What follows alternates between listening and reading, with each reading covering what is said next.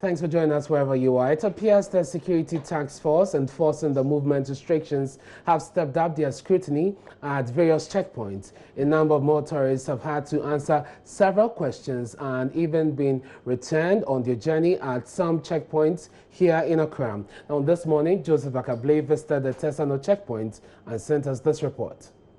You will not go. I'm going to take medicine to keep my wife. That is not the issue. That's not the issue. Somebody was about going to the hospital with approved. What's the ID card? A year, just I give birth at Atomic Community. Huh? Atomic. You will not go. Go back. So I'm going to take. Go back. Go back. Driver. Obi a unkuta approved. Just say. Oh yeah, essential workers no. We don't know municipal no more. I'm here at Tesano, some few meters away from the police station. It's a police checkpoint where they're enforcing the restrictions that have been imposed by government.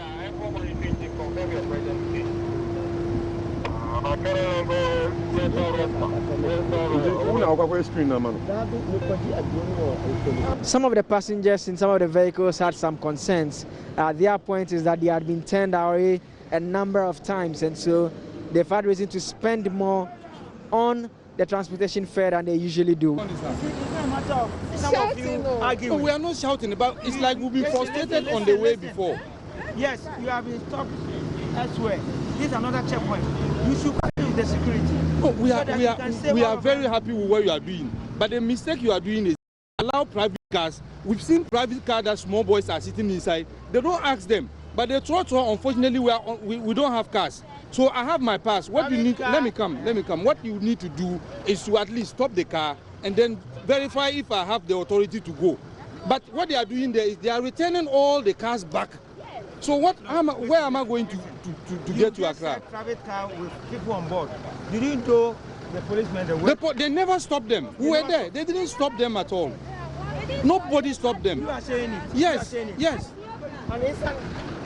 Did you see me at Newplan? No, I said at the plane. Did you see me at Newplan? No. You didn't. I saw you. You didn't? No. Me, I saw you. I saw you, yes. You didn't. So why is the argument? Well, you know the one who stopped a taxi driver and you were asking.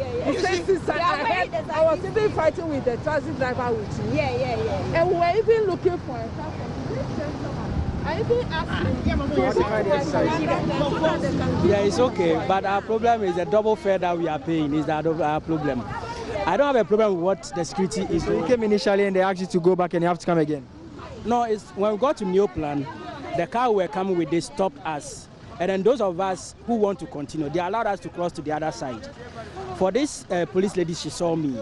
And with my uniform, she asked me to even get closer to one of the military men to assist us. But the problem is, when they stop us, the cars that return, they don't give us change. So what happened is, as we get back on board, we pay another fare. So the aggressive here is that they are paying double fare, which is the problem to us. But what they are doing, we don't have a problem with it. But the double fare we are paying is the problem we are facing. That is our only problem. You work in a health facility, you are going to work? Yes, I work in a health facility. Sure, thank you. They are just sending the cars back. At least verify if I have the authority to go or not. If I don't have that ID, then you return me back. But they are not checking those things. They just tell the car to go back. The MTTD commander for the area has been speaking to JoyNews, explaining why they had to turn away a number of the drivers and addressing the concerns that were raised by the passengers as well. What's your name, sir? My name is D.S. Yabuaje, MTTD Commander Tesano. What's your own assessment of the enforcement exercise your men are carrying out? So far, so good. Within Tesano Division, as you can all observe, the drivers are complying with the directives. Those who don't have reasons of moving from one place to another are advised to return to their base.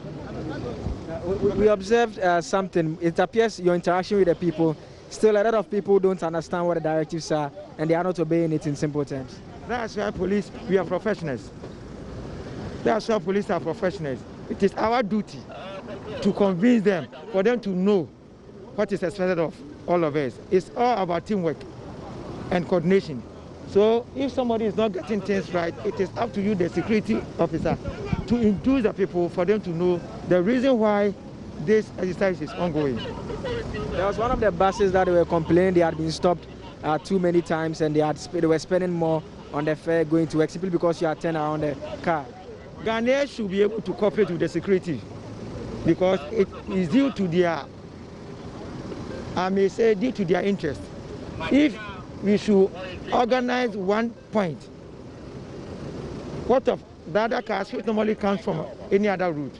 So if you are from Amasaman coming and you stop at no plan, don't think that's the only checkpoint. There's another checkpoint at O Station, as well as here, Abeka Junction, and so on, for their own interests and for the interest of the masses.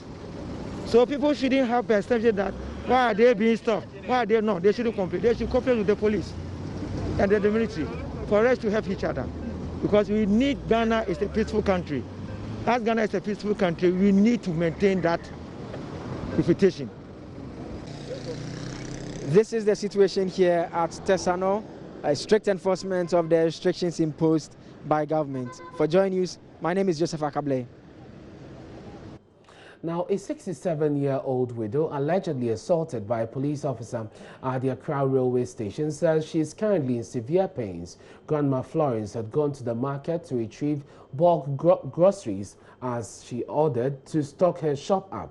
Now, she tells JoyNews she instructed the porter carrying her goods to return after the police ordered all traders there to do so. This despite the fact that people in the food value chain were exempt from the restrictions. Florence finds the assault on her by the police officer simply unfair and unjustified. She wants the law to take its course. Nancy Amefadra-Dosi visited her at home and now reports. Ever since the lockdown began on Monday, there have been several videos on social media circulating of alleged brutalities meted out to ordinary Ghanaian by the military and police. Today we heard from Brigadier Abraham Yebua Insia, who has denied the claims. He says only one video has been drawn to their attention, and even with that video, the officer in charge has been recalled. Yesterday in the evening, there was a certain video circulating of a woman who was in the market crying and lamenting about how she was abused. I'm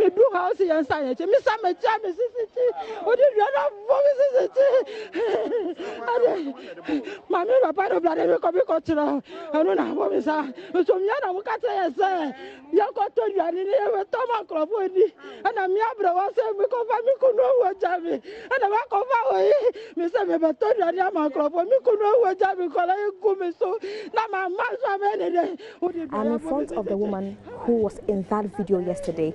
This is her shop. She's supposed to be seated here selling her wares today. But no, it is her daughter that is in charge this morning and taking care of everything. We understand she's at home. We want to speak to her and find out her side of the story.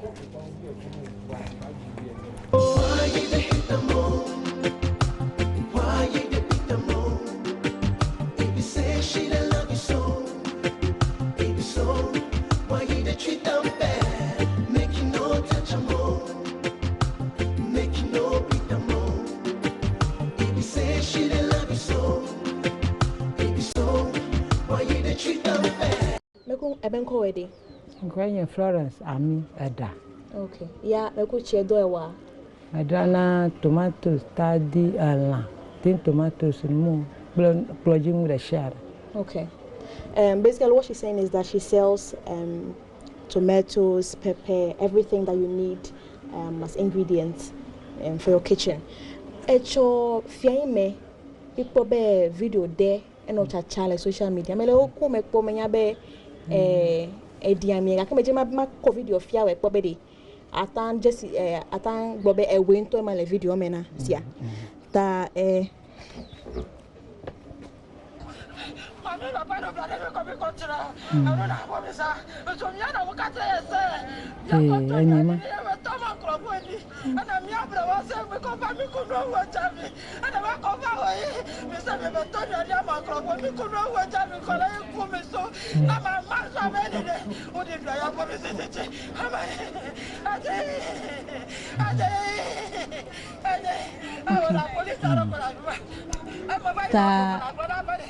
away my leg bedwa.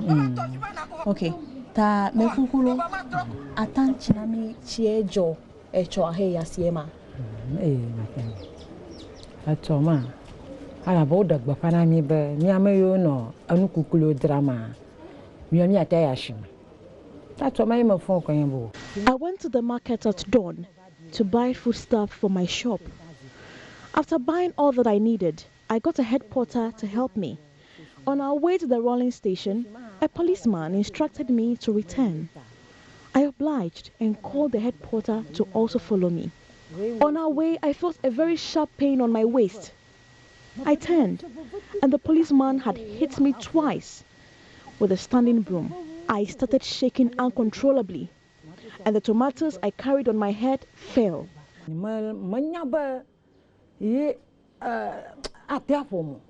Marks sustained from the alleged assault are still visible. She is unable to go about her normal duties. She broke down as she shared with me her worst fears.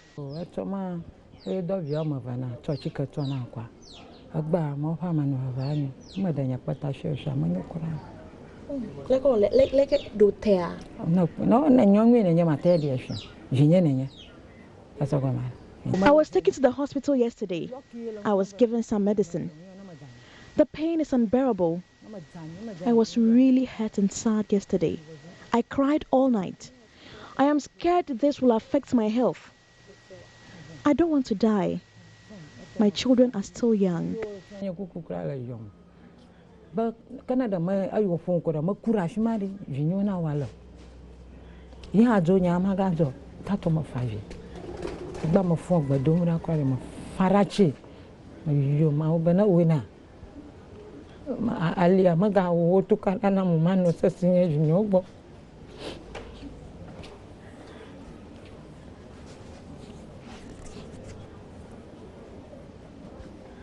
Because hey, we into hey yeda CMA in the calculate time be about plan we about jirana view. Covo, nyapo ngara, nyado. La won jim do dala. Tomato si plan moela. Ya, mama odra plata. Ma plan juju dala. Ma to nunca ka umeko. Okay. Florence says she went back to the market with her eldest son to find the police officer who abused her. But the officer denied knowledge of the video.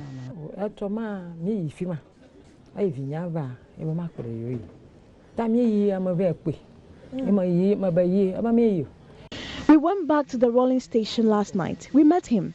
My son confronted him and he denied being there, but later admitted he was around in the morning, but refused to accept that he was the one that hit me.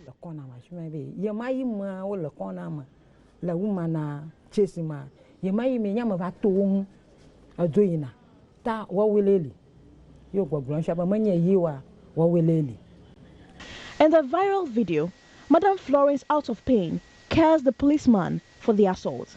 But now she has taken back her words, adding she has forgiven him. Nothing to tell him. He went contrary to what God said, that we should honor the elderly and our parents. I am old enough to be his mother, but I forgive him.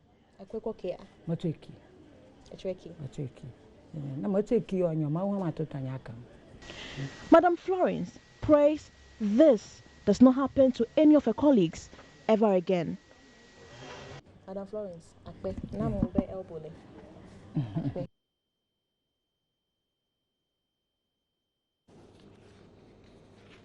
Now, Director of Public Affairs at the Ghana Police Service, Sheila Abeye Bachman, assured the police will investigate Madam Florence's claim, and she spoke via Skype on JoyNews Prime last night.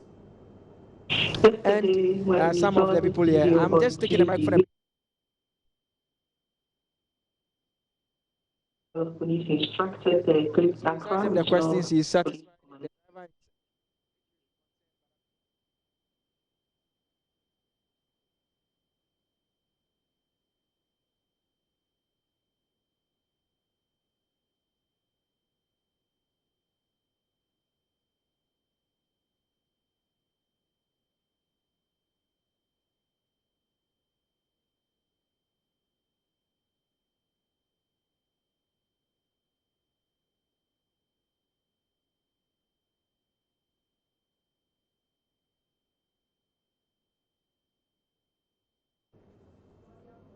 And you're watching JoyNews Dex with me, Anasmini. Let's move on to some other stories now. Today, the police service has been answering questions regarding the implementation of the lockdown.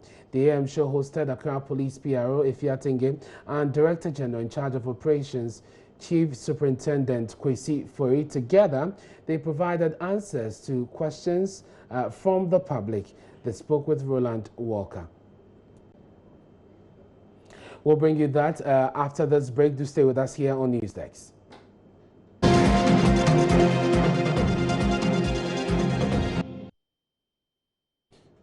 Thanks for staying with us here on NewsDex. Let's bring you that soundbite of the Director General of the Ghana Police Service in charge of public relations, Superintendent Sheila Beye-Bachman, who responded to the issue of the 67-year-old widow who was allegedly assaulted. Now, she is saying that the matter will be investigated and the issue will be brought before the Ghana Police Service. She spoke on JoyNews Prime via Skype last night.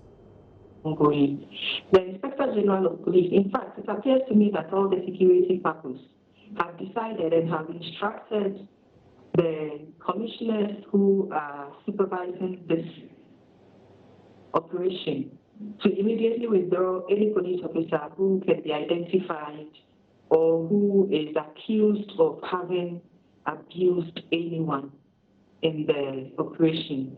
And so the two that have come to our attention, they have already been referred to a team that are trying to identify the officers involved so that disciplinary action can be taken against them. The fact that you've had two of these incidents means that probably the message you gave to the police officers hasn't gone down quite well. Are you having to reiterate that message that they're not supposed to assault anyone? Sure, we will have to do that, and we will do that. I believe this news broadcast is also one way of telling them. We do continue to have briefing and debriefing about the nature of this exercise and about police professionalism. And whenever anybody is found, particularly in this exercise, IGP has said unequivocally, without mentioning words, that he will not countenance any abuses or misconduct from any of his officers. And trust you me, he will ensure that that is done. I'd like you to hold on for me a bit. I want to also speak with the director, country director of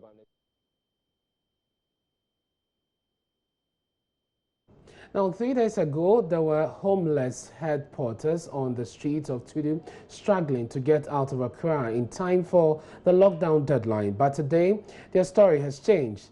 They do not only have a place to lay their heads, but new mosquito nets and blankets to protect them and their children from the weather.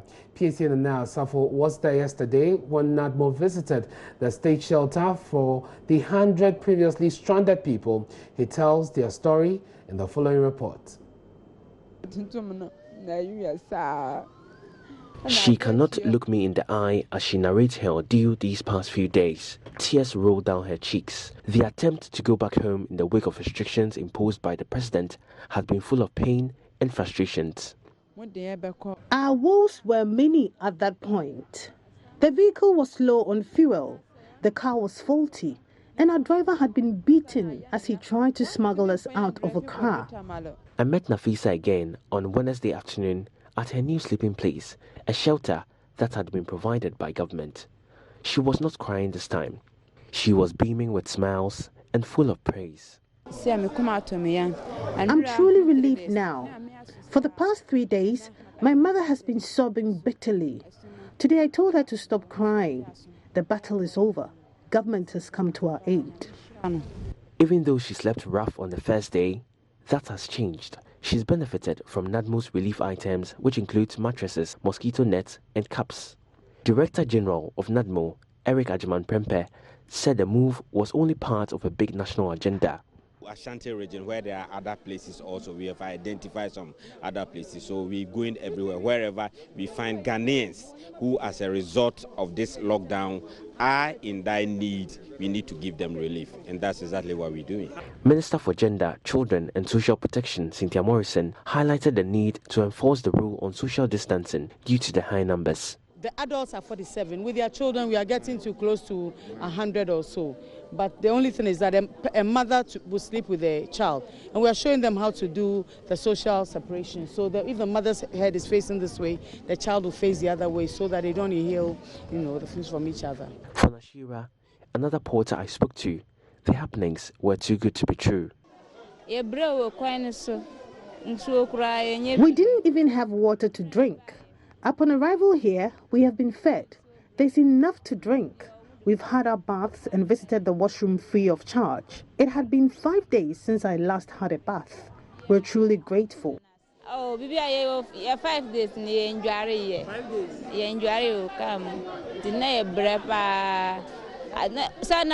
days. She wore a broad smile, something she had not done in a long time. PSA Nana Yaosafo, Joy News. The Hohoe Municipal Council of Queens has called on stakeholders to institute and implement stringent measures to prevent the outbreak of the novel coronavirus in the municipality. According to them, residents are at a greater risk of contracting the virus since the municipal capital, Hohoe, serves as a transit point for travelers and has experienced an influx of residents from cities identified to have recorded the case.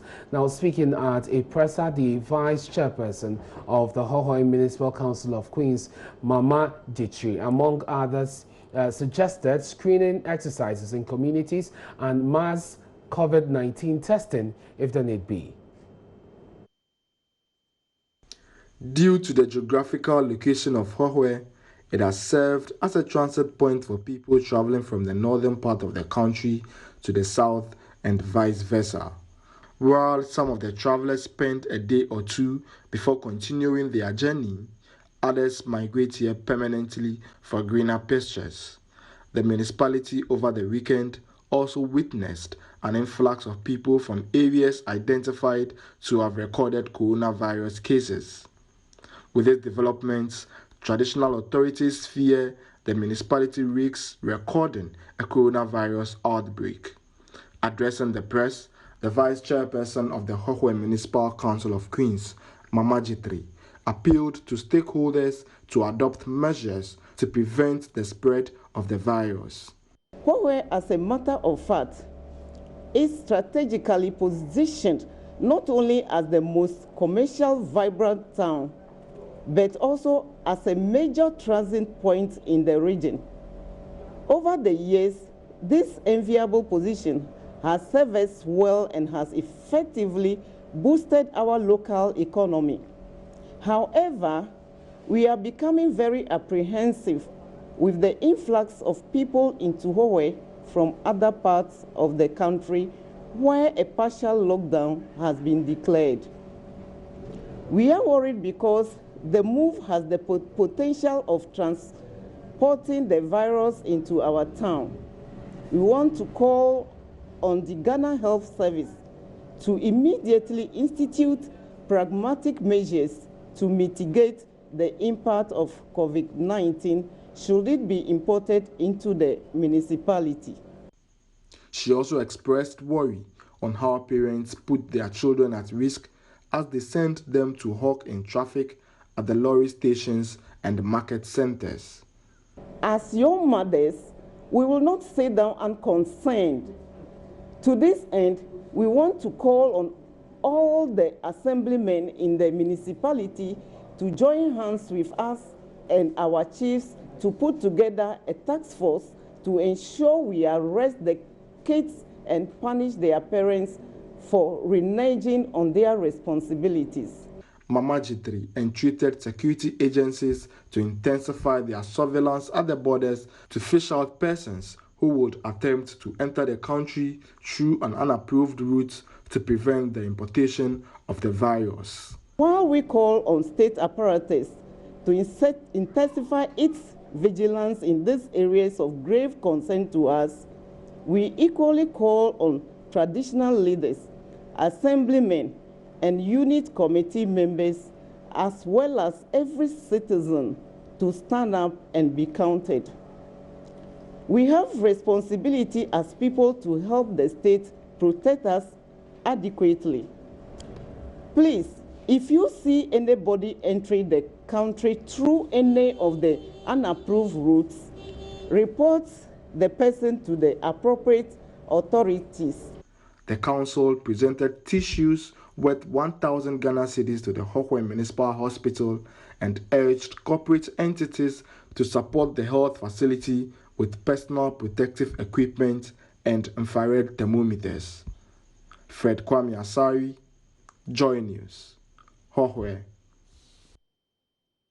Now, as I did indicate earlier today, the police service has been answering questions regarding the implementation of the lockdown. The AM show today hosted Accra Police PRO Ifiatenge and the Director General in charge of operations, Chief Superintendent Kwesi Fori. Together, they provided answers to questions from the public. They spoke with Roland Walker. Watch this. It is not a crime to join public transport. The police, we are very much aware of this. And that perhaps it is a question of the way and manner they answer questions. Where are you going? Where are you from? What kind of business do you have? ID card and that. But police, seeing a nurse, would definitely, grant that offer. Are you saying the nurse should be dressed in a uniform? That's better?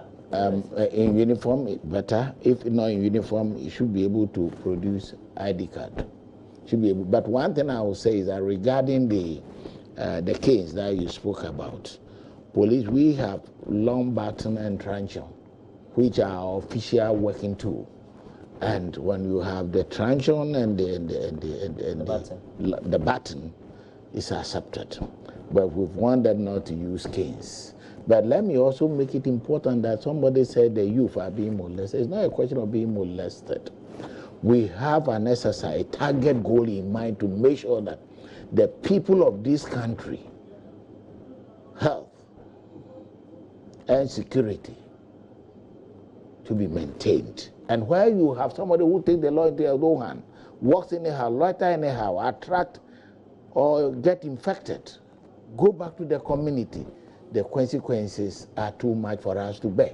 Insofar as you have a human right, you must also try as much as possible to protect the larger community. They also have a human right. And the police will not do anything to undermine, the human rights of individuals and group of persons. But we'll make sure that we prosecute the agenda of COVID-19 safety measures. So let them know that you cannot just go out there and you must maintain social distancing. For example, you go to some places along the market roads around CMB and other areas, distancing is not part of their language, and the police will make sure that you comply with those. Well, we already have another caller on the line. Please, your question, your name, where you're calling from, and your question. A total of 110 markets and other strategic places have been disinfected in the Upper West region as part of the National Disinfection Exercise.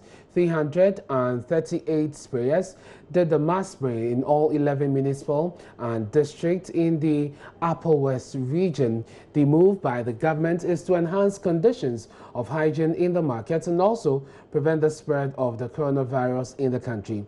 JoyNews' Upper West correspondent Rafik Salam reports. Prayers from Zoom Lion Ghana Limited, tasked to do the disinfection exercise by 6 a.m., had assembled at the forecourt of the Upper West Regional Coordinating Council. With their spraying machines strapped at their backs and a face mask that covers the mouth and the nose, the listing will wrap attention address from the Upper West Regional Minister, Dr. Hafiz bin Salih. In all, about 110 places shall be sprayed. So far, 338 sprayers have been deployed to these 110 centers. It is our expectation that the exercise will ensure that bacteria and other viruses that are in our markets will be sprayed, and then they'll become impotent, said that people will not be infected. Today probably will have been one of the busiest days at the War Market because today is the War Market Day. Traders and the market queens have complied to the fullest the order not to open their shops to enable them perform the national exercise. So the only people busy at the War Market and the Lorry Park today was the over 3 dozen sprayers tasked to do the exercise. They did it with aplomb and dexterity. The Upper West Region Minister and his team then moved to Nodoli, where they inspected the daily and weekly markets being disinfected by 20 sprayers. District Chief Executive for Nodoli Kaleu, Catherine Lankono, disclosed that as a measure to prevent the people from being infected with the coronavirus, they have placed a 2-week ban on weekly markets in the district. Because of the influx of people from the partial lockdown cities, we as a district have instituted a 2-week ban on our weekly markets. We can only have the daily markets so that we don't encourage people coming together and mingling with other people, so that because the market you cannot enforce social distancing. It's a busy market, and then we rather to save lives, rather that they don't come for the weekly markets. Same measures have been instituted by her colleague in neighboring Jiruba on the market, but which are tougher. The ban is going to take place as long as we are told that COVID-19 is no longer increasing, it is decreasing. If it's decreasing and ending, then we'll lift the ban. But for now, all weekly markets are banned. The team rounded the tour at the Babele Market, one of the biggest markets in the region. Municipal Chief Executive for Laura, Martin Bombe, noted that the greatest challenge they are facing is the influx of foreigners who enter the country through unapproved routes. He disclosed that 8 Burkinabés were arrested yesterday. The task force leader, who is the immigration commander for the Laura municipality, yesterday intercepted some Burkinabés who illegally entered Ghana. And so the task force we have constituted, the task force is to ensure that along our borders, they ensure that people don't cross from Ghana to Burkina Faso, and Burkinabés don't also cross into Ghana. So these 8 people that have been arrested, what happened to them next? Well, they were arrested yesterday in the evening, and they detained them, and then this morning they escorted them to Burkina Faso and then left them. I'm here to get the feedback because I'm in the field. Usually at the end of every day, the task force will come and brief the Municipal Security Committee, and so I'm sure he'll be briefing us. Reporting for JoyNews, Rafik Salam. Wow.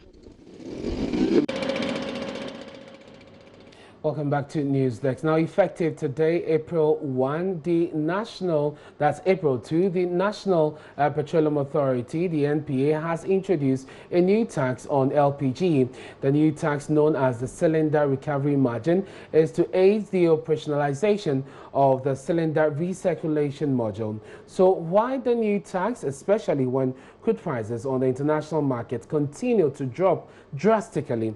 Joining me via phone is the Executive Director of the Chamber of Petroleum Consumers, COPEC, Mr. Duncan Amwa. Mr. Amwa, thanks very much for your time here on Newsdesk. What's your reaction to this new introduction by the NPA? This is very, very interesting, and I do think the NPA does not even itself appreciate the illegality that it is actually engaged in currently. For you to introduce any tax levy whatsoever, there is a legal regime that one must follow. You need to go through the finance ministry, that would need to go to cabinet, that would need to get back to parliament for the appropriate committee to also review, ask questions, critique, do whatever, before Parliament passes it into becoming a law. The NPA, in the Act 691 that establishes the NPA, has no mandate power anywhere within the said Act to impose a new levy of such magnitude without recourse to Parliament. And that is why we find this not only interesting but sad that the entire NPA, headed by a lawyer, is engaging in such illegality and criminality. And Mr. Amor, you're sure you have made your checks and all these processes have not been explored yet? And are we not sure that, assuming that they've not even followed these processes, there is some opportunity that the law makes available to them in these times, just in case there's an emergency? We have done our preliminary checks with members of Parliament, particularly members on the Mines and Energy Committee of Parliament. No such legislation has come before them for consideration. It is as surprising to many of them as it is to Ghanaians who currently are being charged additional 13.5 pesos per every kilogram of LPG purchases per this MPA directive. And I can authoritatively state, I have gone through the entire Act 691 establishing the NPA. Nowhere does it get the set mandate to impose levies on Ghanaians. That is only a function of the Finance Ministry, and I do not think the NPA would want to arrogate onto itself that function. That's notwithstanding, Ernest, I would also want to put on record that you cannot charge Ghanaians for a service that you are not providing.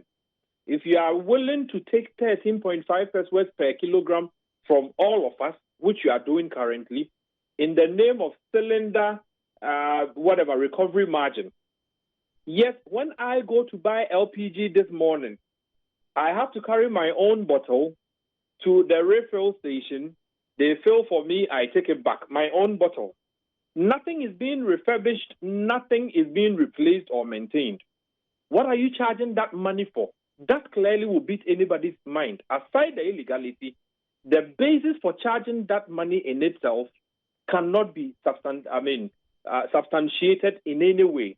Because I was just going to come to that, Mr. Amo. I was going to come to that we're yet to start the full implementation of the cylinder recirculation module. What could be the justification? I mean, you work with the NPA closely. What has been the justification for this introduction and the revision? In fact, it is quite difficult to justify. And you speak to some members on the committee that is trying to even roll out the cylinder recirculation, and they are quite as surprised as anybody else. It is shocking that at the time you have not even engaged industry enough, you've not engaged Ghanaians on a full rollout plan, right? You are already putting money ahead of this beautiful program. Clearly, the NPA is getting its act all wrong, and I do think that if by close of today, they do not withdraw this obnoxious levy that they are burdening Ghanaians with, they will leave some of us no other option but to hold them before the law courts to explain what mandate they have, what laws give them the powers to introduce new lines of levies on the petroleum price build-up as has been established by Parliament years gone by. I do not think that they understand the seriousness of what they are seeking to do or they are doing. But if the lawyer that leads the NPA, if the board of the NPA is also minded, it is not within their domain or jurisdiction to impose levies on Ghanaians.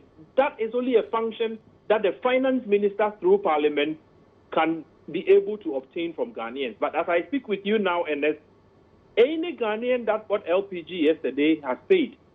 Any Ghanaian that is buying LPG as we speak now is paying.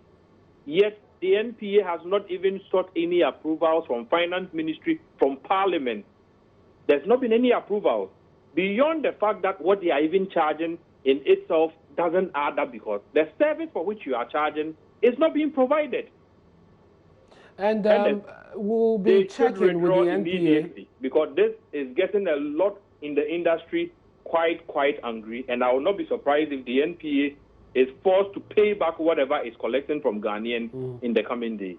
And we'll be checking with the NPA, Mr. Tampoli and the team there to get some more clarity on this. But you also interact with the retailers, the LPG retailers.